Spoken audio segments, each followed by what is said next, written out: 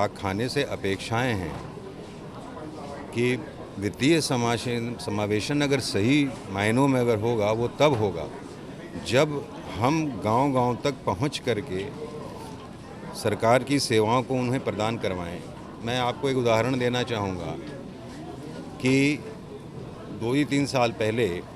नई तकनीकी को लेते हुए विभाग में एक इंडिया पोस्ट पेमेंट बैंक का गठन हुआ और आज हमारे उसके जितने भी खाते हैं उसमें 50% से ज़्यादा खाते महिलाओं के नाम हैं और उसमें से 90% से ज़्यादा एक्टिव और करंट हैं। तो कहने का मतलब ये है कि डिजिटल रीच के ऊपर जो कनेक्टिविटी है, उसके बाद जो लास्ट माइल होता है जहाँ पे कि आपको एक असिस्टेड बैंकिंग कहते हैं उसको, जिसमें थोड़ी सहायता की आवश्यकता होती है और उसमें हमारे जो डाक कर्मचारी हैं, हमारे ग्रामीण डाक सेवक हैं, हमारे पोस्टमैन हैं, हमारे पोस्ट मास्टर हैं, ये पूरा तंत्र जो बरसों का उनका विश्वास है विभाग के ऊपर, वो उस आखिरी दूरी को तय करने के बाद उनको सामाजिक विकास में जो भी उनको सुविधाएं दी जा रही हैं सरकार द्वारा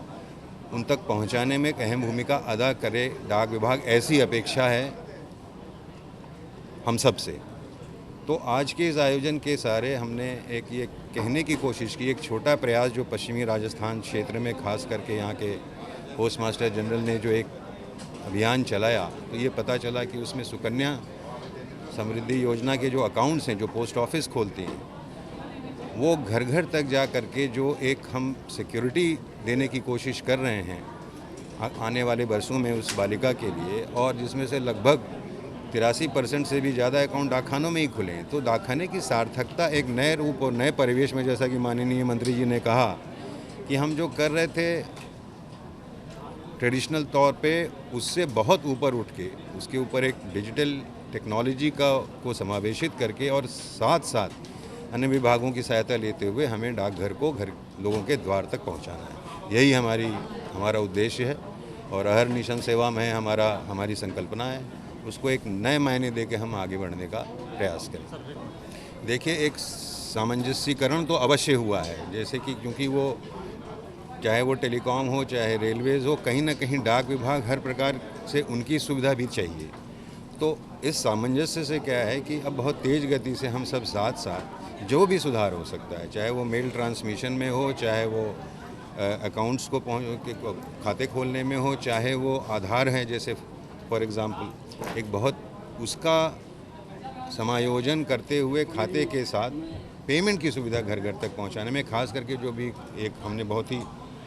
आपदापूर्ण पूरे विश्व ने इसको फेस किया है जो पिछले साल, लेकिन उस समय ये डाकखाने का तंत्र काम आया और जिसने घर घर जा कर के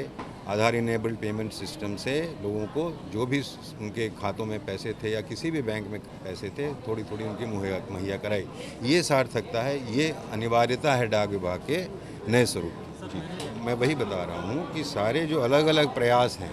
जो साइलो बेस्ड अप्रोच था, मतलब कभी ये हैं फोकस कर रहे हैं, उसको एक नेशनल लेवल पे ला करके और सभी विभागों जिन जिन विभागों से सामंजस्य हो सकता है उनमें आपस में सामंजस्य ला करके